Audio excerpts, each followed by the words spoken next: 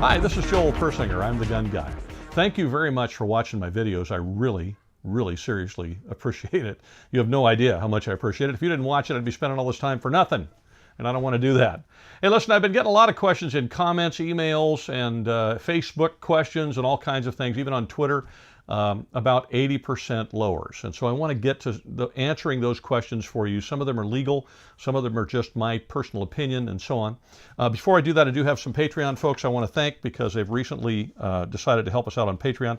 Albert Q, and again, I'm leaving the last names out. Forgive me for that. Michael Dean B, Chad P, and Catherine H. Thank you very much for helping us out on Patreon. As you know, we're on Patreon, and I've got some special content there just for the folks on Patreon that can't be seen anyplace else. You can help out for as little as $1 if you'd like to do that. Check us out on Patreon. There is a link in the description. All right, now, 80% lower questions. So that you know, in case you don't know, an 80% lower is a partial, it's kind of a blank. This is a completed lower. It's got stuff in it, as you can see. I've put the trigger group in it like that. But this was a completed lower that's all milled out and everything else. This is a lower blank. It's not a completed lower. It hasn't been milled out. There's no holes for any controls in it. The trigger, the area where you put the trigger and that kind of stuff hasn't been milled out. It's all stuff that I would have to then take a mill or drill press or whatever and mill it out to make it a firearm. So this one, which is finished, is considered a firearm by the federal government. And this, which is not finished, is considered a chunk of whatever, aluminum, polymer, whatever the individual one happens to be made out of. And that's all this is. It's not considered a firearm because it's completely and utterly non-functional until the remaining work is done. It's 80% complete is the theory, and I have to do the 20% in order to make it a gun. Now, in many states in the Union, it's perfectly legal to get one of these, make it into one of these, and I don't have to put a serial number on it, or I don't have to do anything with it. It's a legal process. The reason why it's a legal process is because for generations, Americans have been kind of handy, and they've had a garage like I've got. You can see I've got stuff in my garage. I do some reloading back here for shotgun and rifle and pistol and that kind of stuff. And you can see the powder and primers and like that all over the place, and reloading manuals and so on, and some dies up here. And I've got my grinder and my vise, and I've got some tools. I got 2 or 3 toolboxes back there that you can't see at the moment, and all kinds of stuff because I like to work on things with my hands. I'm just one of those guys. I hate working on my car, honestly, but I like to make stuff. And so it's kind of fun to come out here and tinker. I've even got a computer here so I can look up how to do things if I can't figure them out. And that's why I've got the old computer here, is for that purpose. And I'm not alone. A lot of people do this with their garage so they can build stuff and they like to do handy things. I have many friends who are into black powder guns who like to buy kits, build the black powder gun, and so on. So that's a tradition of sorts in the United States where Americans like to tinker with stuff. And along came the idea of the 80% lower for the AR-15 or the 80% lower for the 1911 or those kind of different things. And hey, that's a tinkerer's paradise. It gives you an opportunity to kind of explore building your own gun, to customize it a little bit, to engrave it the way you want, and so on. Those are all magical, fun things to do. They're fun to do with friends, they're fun to do by yourself, they're fun to do with your kids. Teaches them to be self-reliant, to do things for themselves. Now, along came politicians and said, oh, those are ghost guns. Moo. It's like a ghost. It can't be seen. It's like vapor. It's like a mist. It could be a spirit, but it could kill somebody because when this ghost gun becomes this, it doesn't have a serial number on it. It's more deadly than the one that has a serial number on it, of course, which is all nonsense. So California's made a bunch of laws about these things. I've got several questions here. Let me see if I can knock them out for you about 80% lowers.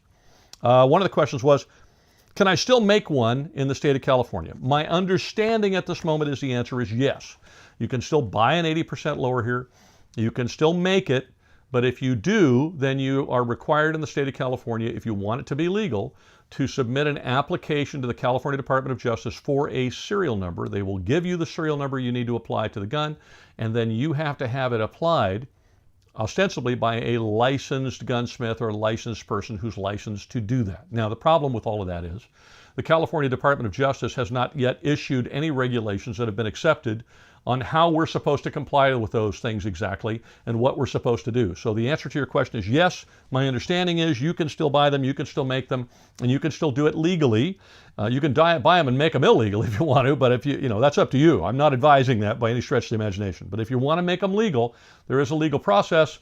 The problem is nobody knows what the heck it is because the California Department of Justice has yet to issue the regulations and have them approved and published.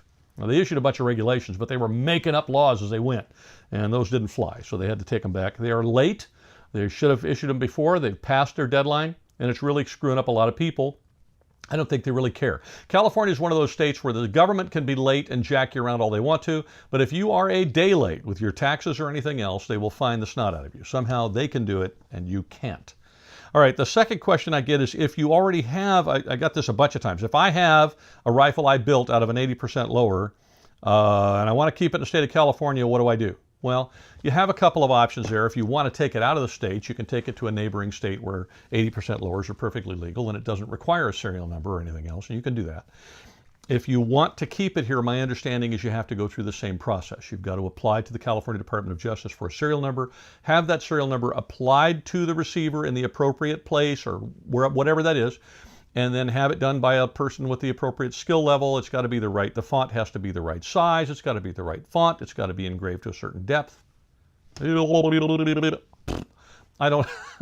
what any of that is, and unfortunately, the DOJ has not yet issued regulations. But my understanding is that if you either want to build one or you already have, you can keep it legally in the state of California, but you cannot do it without the Department of Justice knowing it. You're going to have to apply for a serial number, and they are going to then know you have it. As opposed to one like this, if you bought it a long time ago, it's somewhere in the gun store where you bought it, there's a record of it, but DOJ probably doesn't have a record of it, and so you could build it into a featureless rifle, and you don't have to register it. If you have these, yeah, you're going to have to register it in some fashion or other because you're going to have to apply for a serial number. And then if you want to register it as an assault weapon after that, that's an additional fee and an additional process.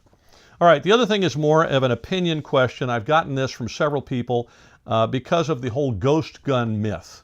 That's the politicians and progressives that hate firearms and don't want anybody to have rights except for them. And they're happy with them having all kinds of rights, but not you and I. And they have dubbed these things ghost guns because they're like ghosts and law enforcement doesn't know where they are.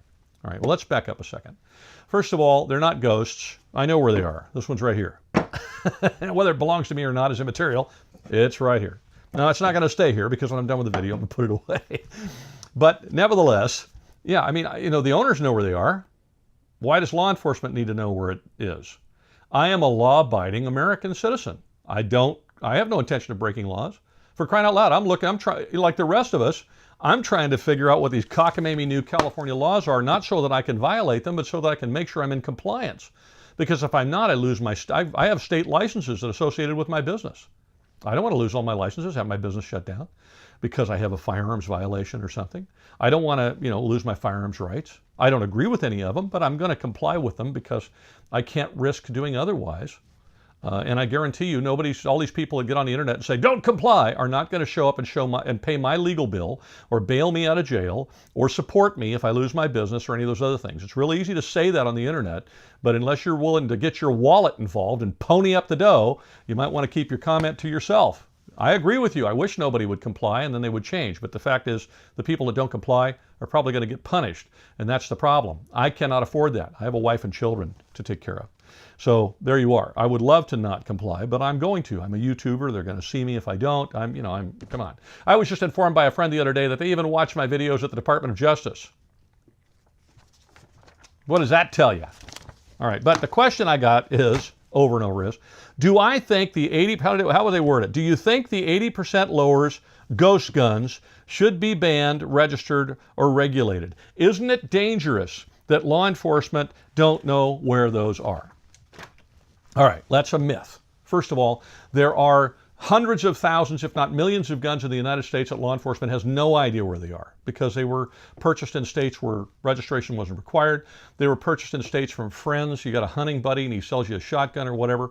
They were handed down from grandparents and great-grandparents and parents to kids in states where it's not required to transfer them that way. And if you think in the state of California, even though it is required to sell guns at a dealer, that people don't sell them, without realizing they're supposed to do that and sell it to their buddy while they're hunting, you're obviously, you live in a cave, because it does happen. It happens all the time. Is it legal? No. Are these folks intentionally trying to break the law? In the lion's share of the time, I would say no. They just don't know any better, and they've sold it to their buddy, and it's an old gun they inherited or whatever, had a long time ago. There's no record of those guns. If you talk to anybody that has guns, they probably have a few that there's no record of. What are you going to do? Start calling those ghost guns? First of all, if somebody takes a gun and commits a crime with it, it doesn't matter whether it's one of these or one of these. When the person gets caught, that gun is going to go in a crushing machine or something. It's going to be used as evidence for a while, and then it's probably going to get destroyed. So what does it matter whether it has a serial number on it? Now, if you look at the ATF website, they will tell you that because it has a serial number on it, if this is used in a crime, they can then track this down to the original purchaser. Okay, well, if the original purchaser didn't commit a crime, what's the difference? Why does that matter? Frankly, it doesn't. If this one is used in a crime, which it wouldn't be because it's not even a gun yet, but if it was made into a gun and it was used in a crime, well, they can't track this down to the guy who bought it first. Okay, well, the guy who bought it first probably didn't do anything wrong. You've got the person who committed the crime. You've got the gun they committed the crime with. Great. Prosecute them. That's pretty simple. It doesn't matter who bought the gun or who made the gun. That's immaterial. All that's doing is so you can track somebody else down so you can give them a bunch of grief too. Or did you sell that properly? Did you exchange that properly? How did that get in the state? Did you bring that into the state? Give me a break. Look, do yourself a favor and relax, DOJ. Calm down. Take a chill pill. Okay? Look, it doesn't matter, ATF, whether it's got a serial number on it or not. There are hundreds of millions of guns in the United States that you at the ATF and you at the California Department of Justice have no idea are around. You don't know who's got them. You don't know where they are. If a law-abiding, honest citizen builds an 80% lower because they want to experience building it themselves and they enjoy hobbies like that and they build it, guess what? They're called law-abiding citizens because they are by nature law-abiding. They have no intention of going out and committing a felony or breaking the law. So do I think that these things should be banned? The answer is absolutely not. For that reason I just gave you. Here's another one. The Second Amendment came into effect to allow us to have firearms as citizens so that we could defend ourselves against a standing army if the government became tyrannical. I don't expect the government to do that, but if you think I'm a nut, and you can think I'm a nut if you want, go ahead, I really don't care. Let's look at some quotes. How about Noah Webster, who was involved in the founding of the country and the Bill of Rights at the time? In a pamphlet that he distributed urging ratification of the Constitution, he wrote, and I quote, "Before a standing army can rule, the people must be disarmed, as they are in almost every kingdom in Europe." He was pushing for a Second Amendment. George Mason, a founding father, remarked to his Virginia delegates regarding the colony's recent experience with Britain back at the time, in which the monarch of Britain's goal was to disarm the people, that was the, quote, "that was the best and most effective way to enslave them." The Second Amendment was created to allow us to have these kinds of firearms so that we could keep a tyrannical government from being tyrannical. And if they don't know where they are, they're less liable to be that way, because they can't go house to house and just start confiscating them. They don't know that you got them. So do I think they should be illegal? No. Do I think they're ghost guns? I don't know. You can call them that if you want. I don't care. Do I think the government doesn't know where they are? Yeah, along with a lot of other ones. Am I worried about that? No, because by and large, those are in the hands of law-abiding citizens. And if they're in the hands of criminals, it doesn't matter if they have a serial number on it or not. It doesn't matter if it doesn't have a serial number on it. Criminals are called criminals because they commit crimes. They don't obey laws. That's why they're called criminals. The rest of us who are law-abiding citizens are just that, law-abiding. Anyway, that's it for today. Thank you very much for watching. I hope that helped you a little bit. Have a great week and be safe.